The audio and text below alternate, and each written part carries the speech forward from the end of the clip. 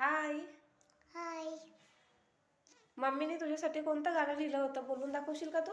हा. बोलून दाखव. माझं लाडाचं लेक आहे कुलताई एक, नाही दुसरे कोणी दूर वाटे मला वाटे कुणी. मला वाटे कुणी